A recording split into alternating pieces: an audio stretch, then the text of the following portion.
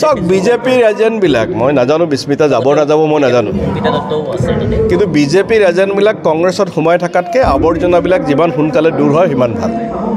বিজেপিৰ এজেণ্ট আৰু কংগ্ৰেছত সোমাই থাকিব নালাগে আৱৰ্জনাবোৰ যিমান সোনকালে দূৰ হয় ভাল পবিত্ৰ মাৰ্কেটে কৈছিল যে ৰাহুল গান্ধীৰ ন্যায়িক যাত্ৰাতকৈ কুইন্স অফ হাজৰিকাৰ জাহাজ চাবলৈ বেছি মানুহ আহিছে পবিত্ৰ কোনোবা এটা নিৰ্বাচন জিকিছে নেকি যিজন মানুহে নিজে কোনো নিৰ্বাচন জিকা নাই সেইজন মানুহৰ কথাত মই কিয় মন্তব্য দিম আজি ৰাহুল গান্ধীৰ যাত্ৰাৰ যদি কোনো ভেলুৱে নাই চৰকাৰে কিয় ভয় খাইছে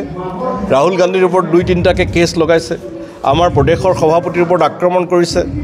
আমাৰ যাত্ৰা যোন এলেকা দি গৈছে সেই এলেকাত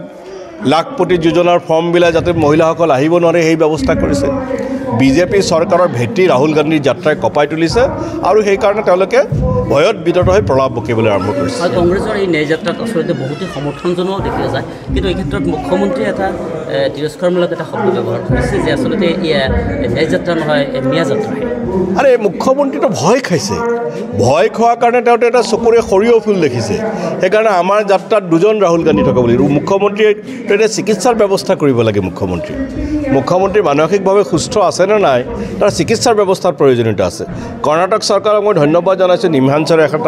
নিমহাঞ্চত যাবলৈ এয়াৰ টিকেট এটা পঠাই দিছে মই ধন্যবাদ জনাইছোঁ আৰু মুখ্যমন্ত্ৰী মহোদয়ৰ স্বাস্থ্য পৰীক্ষাৰ বৰ প্ৰয়োজন আছে বুলি মই ভাবোঁ